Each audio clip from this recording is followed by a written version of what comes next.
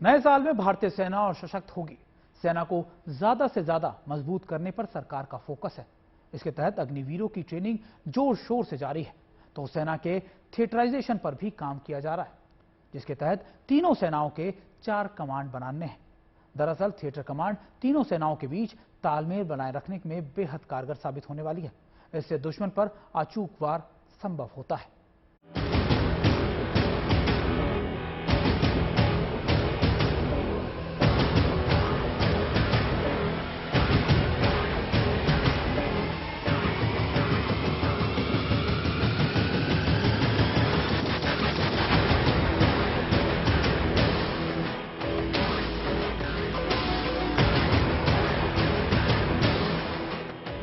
ये वो युवा शक्ति है जो आने वाले वक्त में देश के लिए अपना सर्वस्व न्यौछावर करने के लिए तैयार हो रहे हैं। अग्निपथ योजना के तहत अग्निवीर बनने के लिए ये सब पसीना बहा रहे हैं। थल सेना से लेकर वायुसेना और नौसेना तक में अग्निवीरों की ट्रेनिंग हो रही है, जिसमें महिलाएं भी शामिल हैं। उनकी ट्रेनिंग फुल जोश के साथ शुरू हो चुकी है और यहाँ पे आपने जैसे कि ट्रेनिंग फैसिलिटीज देखे होंगे, बहुत ही वर्ल्ड क्लास और बहुत ही उम्दा फैसिलिटीज अवेलेबल है।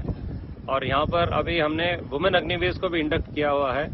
और जहाँ तक ट्रेनिंग का सवाल है, सिर्फ एकोमोडेशन उनके अलग है, बाकी सारे ट्रेनिंग के जो भी रिक्वायरमेंट्स हैं, जो भी फैसिलिटीज हैं, they are exactly same for the men and the women. अग्निवीरों को तैयार करने के लिए 22 हफ्तों का प्रशिक्षण होगा। इसके बाद 4 महीने की कड़ी ट्रेनिंग होगी। इसके बाद ये युवा अग्निवीर बनकर देश सेवा के लिए तैयार हो जाएंगे और जुलाई 2023 से इनकी तैनाती शुरू हो जाएगी। यहाँ चिल्का नेवल बेस पर ट्रेनिंग की बात की जाए, जहाँ पर अग्निवीर की ट्रेनिंग चल रही है और महिला अग्निवीर अपने पुरुष साथियों के साथ ट्रेनिंग के हर हिस्से में कंधे से कंधा मिलाकर ट्रेनिंग कर रही हैं। चाहे ऑब्स्टिकल की बात की जाए, हर तरह की जो कड़ी ट्रेनिंग है वहाँ पर महिला अग्निवीर उस ट्रेनिंग का हिस्सा हैं। और इस कड़ी ट्रेनिंग के बाद नौसेना के अलग अलग बेसिस पर उनके युद्धपोतों पर भी उनकी तैनाती इसी तरह से की जाएगी। अपनी सैन्य क्षमता का लोहा मनवा रही भारतीय सेना अपनी कार्य प्रणाली में बदलाव के साथ साथ आधुनिकीकरण पर भी खास जोर दे रही है। रक्षा के क्षेत्र में आत्मनिर्भरता पर तेजी से काम चल रहा है। सेना के थिएटराइजेशन के साथ राष्ट्रीय सुरक्षा की रणनीति, राष्ट्रीय रक्षा रणनीति और उच्च रक्षा संगठन के विकास को लेकर भी भारतीय सेना संकल्पित है। आने वाले समय में सैन्य बदलावों पर तेजी से काम करते हुए सुरक्षा बलों को और मजबूत बनाने पर सरकार का पूरा फोकस है।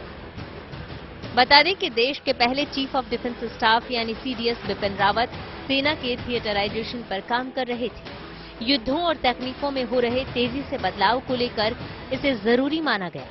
सेना के प्लान के मुताबिक 4 कमांड का गठन होना है। मौजूदा मॉडल के तहत 2 land theatre command, 1 air defence command और 1 मैरीटाइम कमांड की स्थापना होनी है। भारतीय सेना के थिएटराइजेशन पर काम जारी है और इस नए साल में और तेजी से सैन्य सुधार होना तय है। आइए अब ये भी जान लेते हैं कि थिएटर कमांड सिस्टम का मतलब क्या है। इसके पीछे का विचार सशस्त्र बलों की 3 शाखाओं के बीच सहक्रियाशील समन्वय बनाना है। इसका मकसद सेना, नौसेना, वायुसेना के लिए अलग अलग कमानों की एक ही कमांडर की अगुवाई वाली एकीकृत कमान के तहत लाना है। मतलब ये कि एक ऑपरेशनल हेड जो सैन्य संपत्ति की गतिविधियों को निर्देशित और नियंत्रित करने के लिए जिम्मेदार होंगे। थिएटर कमांड सिस्टम संसाधनों के आवंटन पर ज्यादा ध्यान देकर अतिरेक को कम करने में मदद करेगा। बता दें कि दुनिया भर के 32 से ज्यादा देशों के पास अपने सैन्य बलों के बीच बेहतर एकीकरण लाने के लिए पहले से ही किसी न किसी रूप में थिएटर या संयुक्त कमांड है और भारतीय सेना में भी बेहतर समन्वय के मकसद से इस सिस्टम पर काम चल रहा है। भारतीय सेनाओं का पुनर्गठन करने के पीछे बहुत सारे संस्थानों को पुनर्गठित करने की भी योजना है। सेना अपने गैर मुख्य कार्यों के लिए आउटसोर्सिंग पर भी विचार कर रही है। चिल्का नेवल बेस से मंजीत नेगी के साथ bureau report, good news today.